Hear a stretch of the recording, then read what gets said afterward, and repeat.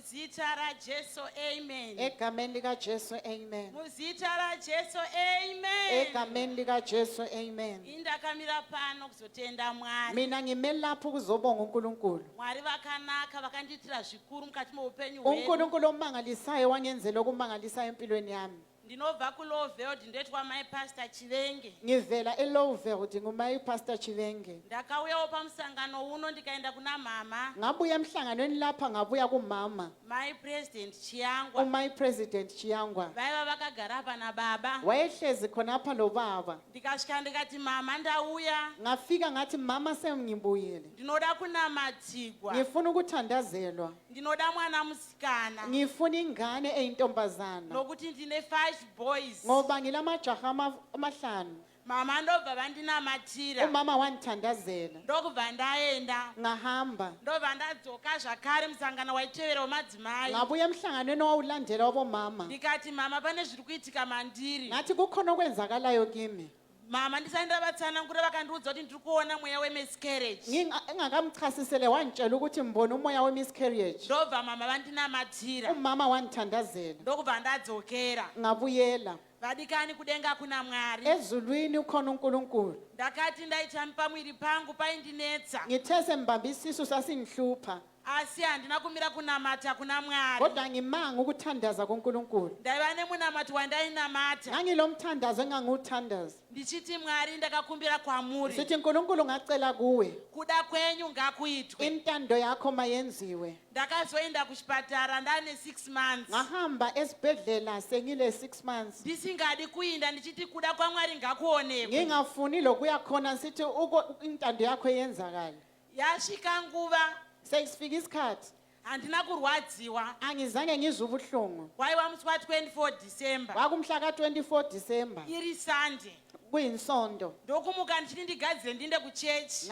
Ngavuka ngithi ngilungiselele ukuya enkonzweni. Ndokona kuti mashitsi anga akamesewa. Ngafica ukuthi amashitsi angcolile. Ndikati kuna mfundisi ndiperekedzei kuclinic. Athi ngicelani lingincedise ngiye esibhedlela. Ndichisvika ikoko zvakanzi nananesi zvatiri kuona hazviiti pano. Abongikazi bathe sikubona akuyenzi. Manyai namai kuhospital. Gijimanini la esibhedlela.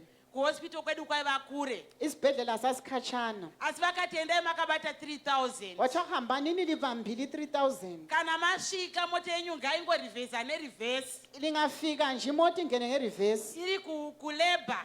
Iqonde labor. Kuna doctor musamira paline. Lingakhiwi lihle liqonde kudokotela. Nokuti zvatiri kuona hazvina kumira zvakanaka. Ngoba esikubonayo akumanga kahle. Asi kudenga kuna Mwari. Ezulwini kuloNkulunkulu. Mwari vakaramba ndisvike kuhospital. uNkulunkulu.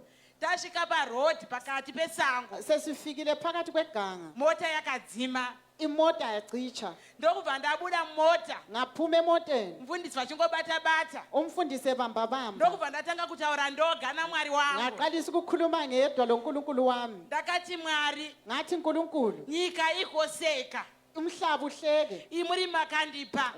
Kunguwonga owangiphayo. Mfundisi vakati muri kuti kudiko. Umfundisi wathi uthini? Ndikati ndikutaura naMwari. Ngathi ngikhuluma loNkulunkulu. Ndokubva kwasvika imwe mota. Kwafika enye imota. Zvikanzi napastor endai namai ava kuhospital. Kwathiwa ngumfundisi hambani lo mama lo esibhedlela. Ndobva ndaenda ndobva hatina kusvika kuhospital. Amfikanga esibhedlela. Takabva taendeswa pakliniki takangofamba 5 kilometers chete. Sahamba nje 5 kilometers. Ndobva ndati regai ndimbonotariswa pakliniki. Wathi ngibeke bembheke eklinika. Ndokubva vanditarisa manesi epakliniki. Amanesi eklinika bangikhangela. Vakati amaendai mberi. Wathiwa mama qhubeka uye phambili. Asi mofura muchitarisa makliniki ari pedo musadarika. Libe likhangela amaklinika aseduzane lingadluli. Ndikati handiende. Ngathi angiyi. Ndogara pano. Ngizohlala khona. Zvikanzi nemhaka yeyi. Wathiwa ngenxa yani. Ndikati ndinonzwa kuti pano ndopandatosvika. Ngathi ngizwa ukuthi lapha semfikile.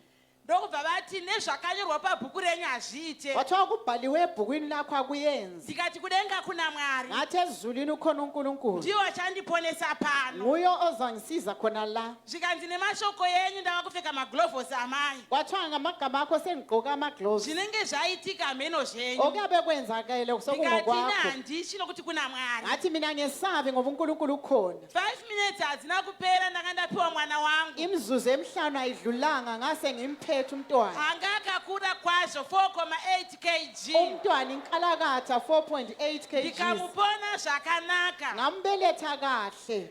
mwari vakatendeka uNkulunkulu uthembekile pasina kubhadhara kungela mbadalo pachena pakliniki egcekeni eklinika ndokubva vati mfundisi vafonere vauye wathali mfonela umfundisi abuye vatore mai nokuti mwana akanaka bathatha imali ngoba uNkulunkulu ivo mai umuhle vakanaka umama umuhle saka ngavaende kumusha kabahambe ekhaya mwana musikana wandakakumbira kuna amai umntwana kuti oyintombazane namatai kuna engamcelayo mwari ngathi thandazani uri kuNkulunkulu pano musikana wacho ukhona untombazane unonzi sisi Tanatswa kuthiwa nguThanatswa ndakavapona 24 December ngamzala 24 December ndenga kuna mwari uzulwini kuloNkulunkulu ukangomira uchirevesa mwari vanomira newe ungamuqinisile uNkulunkulu uma muzita nawe raJesu amen ngegama likaJesu